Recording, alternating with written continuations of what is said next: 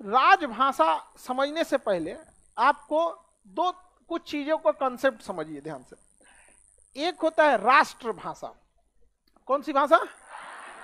राष्ट्रभाषा, national language. अंग्रेजी में क्या कहते हैं? National language. नेशनल लैंग्वेज क्या होता है? किसी देश की सबसे लोकप्रिय भाषा, देश की लोकप्रिय भाषा, उसी को हम क्या कहते हैं? राष्ट्रभाषा कहते हैं। हमारे देश में सबसे लोकप्रिय हिंदी है कि आप किसी भी राज्य में चलिए कि हिंदी बोलिएगा तो समझ जाएगा उसको। साउथ में जाने के बाद थोड़ा दिक्कत होता है, हल्का फुल्का, लेकिन ऐसा नहीं कि हिंदी बोलिएगा तो नहीं समझ में आएगा उसको, समझ में आ जाएगा उसको। भारत की सबसे प्रमुख लोकप्रिय भाषा कौन सी? हिंदी। उसी तरह पाकिस्तान की लोकप्रिय भाषा उर्दू, हालांकि वहाँ ज़्यादातर लोग पंजाबी बोलते हैं, ज़्यादातर लोग क्या बोलते हैं? पंजाब। लेकिन ऐसे वहाँ की राष्ट्र लोकप्रिय भाषा कौन सी है? उर्दू में, उर्दू है भाषा वहाँ। आगे बढ़ जाए ना, किसी भी देश की सबसे लोकप्रिय भाषा क्या कहलाती है? राष्ट्रभाषा। दूसरा होता है राज्य भाषा। राज्य भाषा, इसे कहते हैं state language. State language, state language. State language क्या होती है? किसी भी राज्य की लोकप्रिय भाषा। प्रिय ठीक लिखा है जी? हमको ऐसा क्यों फील हो रहा है कि उधर से घूमेगा वो? हाँ?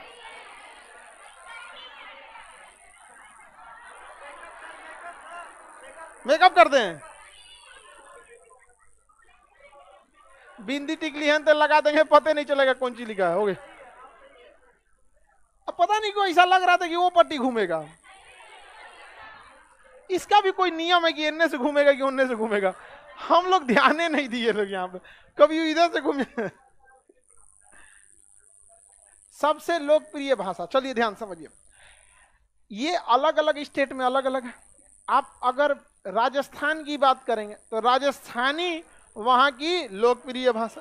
पंजाब की भाषा, पंजाब समझ में आ गया? पंजाब इथे बैठ, हाँ इथे लैंग्वेज हो जाएगी। बिहार की लोकप्रिय भाषा भोजपुरी है, ऑफिशियल नहीं है।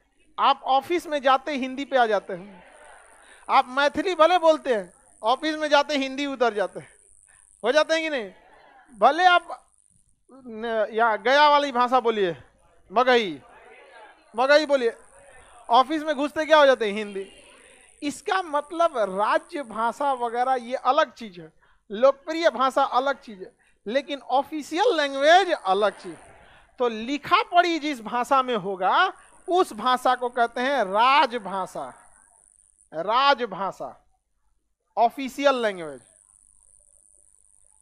Official language. समझ में आ गया? देखिए उसमें राज्य नहीं लिखा है, क्या लिखा है? राज। राजकाज का काम होगा जिसमें दरबारी भाषा भी इसे कहते हैं। क्या कहते हैं? दरबारी भाषा। इसे हम क्या कहते हैं? Official language. क्या कहेंगे? Official language. तो देखिए मैथिली बिहार की राज्य भाषा है, मगही बिहार की राज्य भाषा है, भोजपुरी बिहार की राज्य भाषा, लेकिन राजभाषा नहीं। राजभाषा में हिंदी, उर्दू, हिंदी और उर्दू। एक्चुअली उर्दू देखिए, ईरान का पुराना नाम फारस था। फारस में बोली जाती है फारसी, और हिंदुस्तान में बोली जाती थी हिंदी। दोनों को मिला दिया से हो गया उर्दू। देखिए उर्दू कई ठो का मिक्सअप हो गया।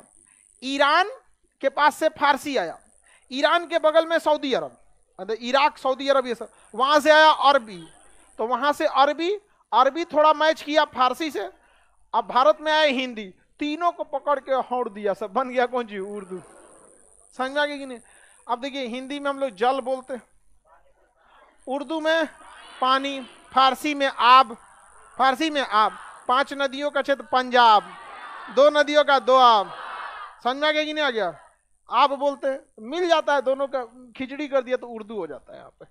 तो बताइए राज्य भाषा और राजभाषा में अंतर समझ में आ गया? शुरुआत में इस समझे में नहीं आता है दोनों में अंतर कौन सी है। समझ में आ गया कि नहीं आ गया? देखिए भारत के अलग अलग राज्यों की राजभाषा अलग है और राज्य भाषा अलग।